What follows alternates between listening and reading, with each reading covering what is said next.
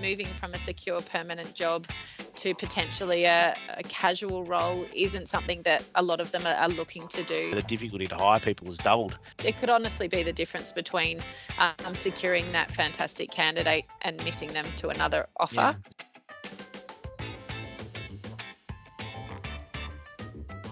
Hi, Matt Christensen here from Fuse Recruitment, and here to give you another market update, especially as we track towards the end of the first quarter or the third quarter of the financial year, but the first quarter of 2022.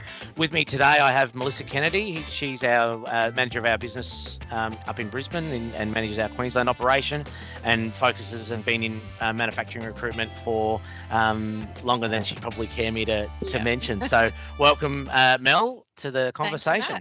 Thanks, Matt. Happy to be here. Yeah, so first thing I really wanted to talk to you about, Mel, is really just get an understanding about how you see the market playing out at the moment, especially since our last update, which was in December last year.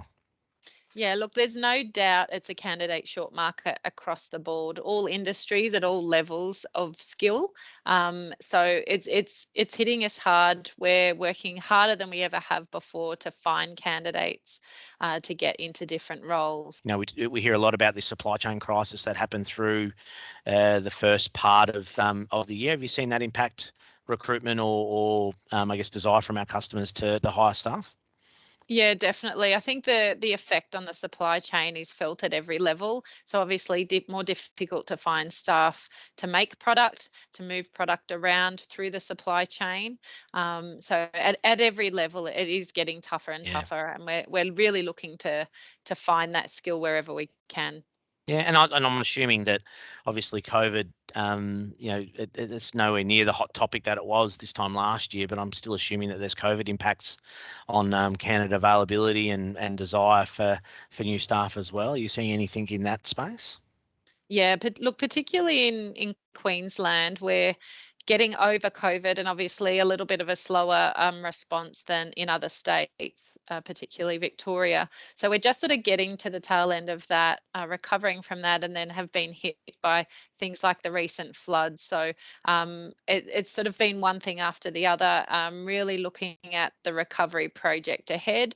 But at every step of that process, there are delays. So delays through the insurance process, delays through the construction process and the rebuilding process, and obviously through the manufacturing of all the products that we need for those projects. And I'm assuming that the lack of talent is a significant player in some of those delays. And I know that, you know, you talk about recovery before. I know that there's going to be real drive on employment and pushing full employment. And I know that the last time we measured, we're talking something like 4.2% unemployment rate. So we're effectively at full employment now, and a desire to keep driving that down. So I think the demand is not going to disappear overnight. No. You know, and again, you know, I don't know what you feel about immigration. I'm not 100% sure that immigration is going to switch on as quickly as we expect. I would expect that that'll open slowly, and that people migrating to Australia to alleviate some of those candidate issues will come, but may not come in the massive rush in the near future either, right? And I think there's a government stat that I saw the other day. They were talking about, I guess, a metric around difficulty to hire that was something just north of 30% this time last year, which is now something just a fraction below 70% in March or February this year. So, you know, the difficulty to hire people has doubled.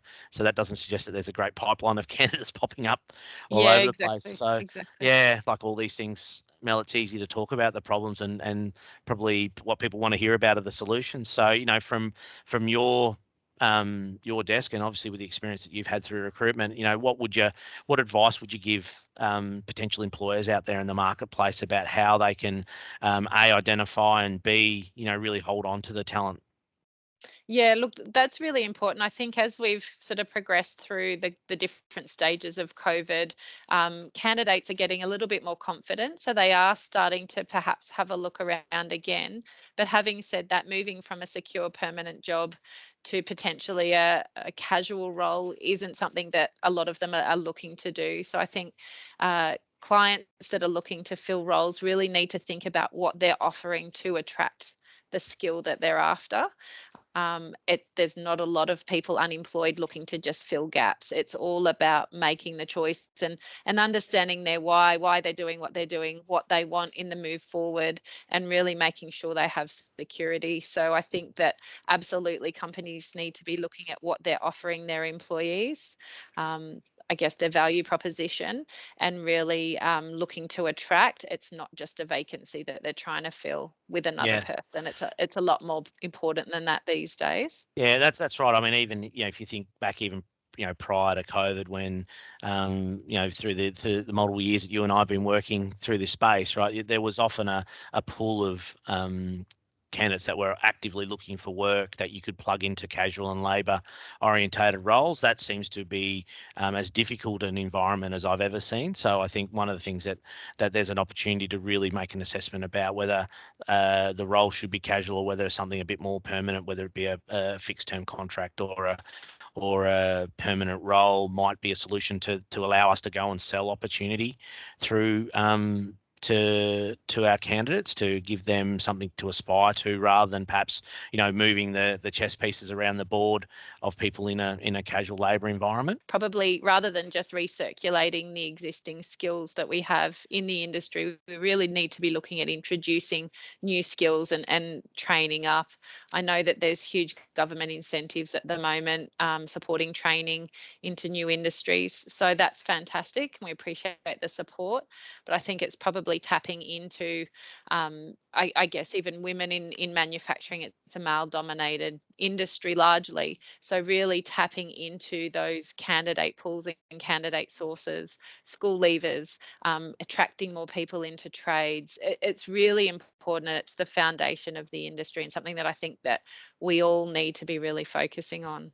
Yeah, I agree. Whether it be graduates into those white collar types of roles within manufacturing, or early school leavers, we've got to work out our trade development situation and push those through. But I think it also extends to return to work mums Definitely. and older Australians and these types of things as well, just to keep diversifying our talent pool Yeah. to allow us. So I think that's Yeah. absolutely right. And I think the other thing too is really speed, isn't it? It's just about, if you're engaging with a candidate and hiring is your number one priority, you've got to make it your number one priority, don't you? You've got to make sure that you're pushing your process through as quickly as possible. I understand you can't compromise your process and you want to select the right person for the role, but I think the gaps that you have in between become really challenging, don't they? You've got to make sure Yeah. that you keep Yeah. pushing things along. It could honestly be the difference between securing that fantastic candidate and missing them to another offer. Yeah, another Um, opportunity. Mm. within days. So Yeah, yeah, absolutely important. Really exciting times for clients and candidates, and opportunities across the board. So as you yeah. said, push yourself, act now, and have those conversations. Yeah, no, I agree with you 100%. Really appreciate your time, Mel. So I think that's probably all we've got the time for at the moment, and I'm sure we'll have this conversation with you again, because you're, obviously a doyen of the market, and a fairly important person in our organisation. So thanks for the time, and we'll speak to you soon. Thanks, Matt. See you later. Cheers. Speak to you later.